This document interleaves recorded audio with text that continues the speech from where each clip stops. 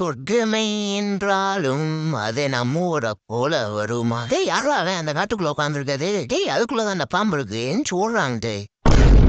நீ ஸ்கூலுக்கு போகக்கூடாது நினைச்சிட்டேன் போல. அதான் பொருவை பத்தி உடம்பு சரியில்லைன்னு படுத்துட்டா. டேய் எனக்கு உண்மையிலேயே உடம்பு சரியில்லடா. டேய் நடிக்காதடா. கடி காசு கொடுங்கடா. கடையில போய் வாங்கி சாப்பிட. டேய் வீட்டுல தான் சாப்பிட அவ்வளவு தீமுண்டம் இருக்கு. கடையில போய் சாப்பிட போற அவனுக்கு இப்ப எப்படி இருக்கு? மச்சான் ஒரு இடத்தோட போக வேண்டியது இருக்கு. உன் வண்டியை தேவைப்படுது தருவியா மச்சான்? ஆமா மச்சான் இப்பதான் ஞாபகம் வருது. உன்னை சொல்ல மறந்துட்டேன் மச்சான். வண்டியை நேற்று தான் மச்சான் சர்வீஸ் கொடுத்தேன்.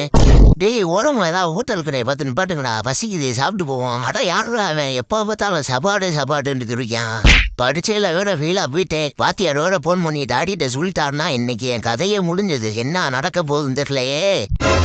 போய் ஒரு 500 தொலைச்சதுக்கு என்னை வீட்டை விட்டு வெளியே போகணும்னு சொல்லிட்டீங்களாடா. இனிமேல் நீங்க என் காலில் ஒன்று கொடுத்தாங்கன்னா அந்த வீட்டு பக்கம் வரமாட்டேன்டா. வேற கூட்டு போங்கடா. என்னடா இது உடம்ப எவ்வளவு கவர் பண்ணி இப்படி குளிருது? இது சரி வராது. இன்னைக்கு ஸ்கூலுக்கு லீவ் போட்டுற வேண்டியதேன். டேய் உடம்பு சரியில்லையா? தலைவலியா? என்னடா ஆச்சு சொல்றா வய தொடர்ந்து. இல்ல எனக்கு சிக்கன் ரைஸ் சாப்பிடணும் போல இருக்கு. அதை வாங்கி தருவீனா மாட்டேங்கன்னு யோசிச்சுட்டு இருக்கேன். ஒரு சட்டை பண்றதுக்கு 5 மணி நேரமாடா. இனிமேல் நீங்க எங்க வெளியே கூப்பிட்டாங்களா அவ்வளவு மாட்டேன்டா. ஐயோ வயிறு வேற கடமுடாங்குதே. சமையல் வாசனையிலே நம்மளை தூக்கத்திலிருந்து எழுப்பிட்டாங்களே. அநேகமா பிரியாணியா தான் இருக்கும். போய் மூஞ்ச கழுவுனோடனே சாப்பிட உட்காந்துடணும்ப்பா. என்ன ஏதுன்னு கேட்காம கூப்பிட்டவனே வந்துட்டியடா. வேற எங்க போவீங்க? அப்படியே வெளியே சுத்தி பார்த்துட்டு ஹோட்டல் கடையை பார்த்து சாப்பிட்டு வந்துடுவீங்க. அதுக்கு தானே. அதுக்காகலாம் இல்ல. புதுசா ஏதோ வைரஸ் படுங்களாண்டா. ஒரு தடுப்பூசி போடணும். அதே உன்னை கூட்டு போய்க்கிருவோம்.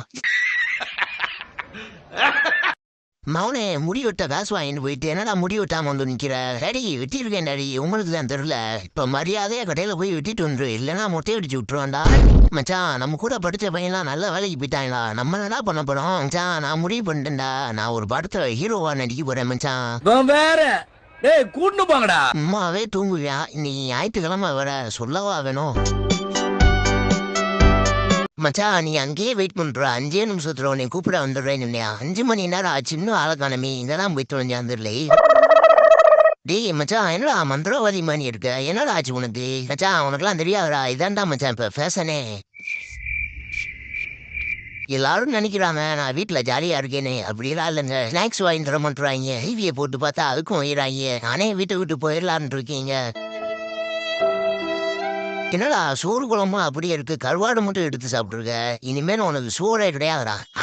மச்சான் வாடா டீ குடிக்க போயிட்டு வருவோம். இல்ல மச்சான் நான் வரல நீ போயிட்டு வாடா. மச்சான் நான் வாங்கி தரேன்டா. அப்படியே மச்சான் நிக்கிற வா மச்சான் போவோம்.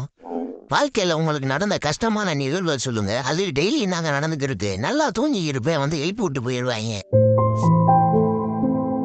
என்னடா உடம்பு சரியில்லைன்னா இப்ப எப்படி இருக்கு? டாடி இப்ப கொஞ்சம் பரவாயில்ல டாடி. சரி அப்படின்னா ஸ்கூலுக்கு கிளம்பு. உன்னை போய் ஸ்கூல்ல விட்டுட்டு வந்துடுறேன்.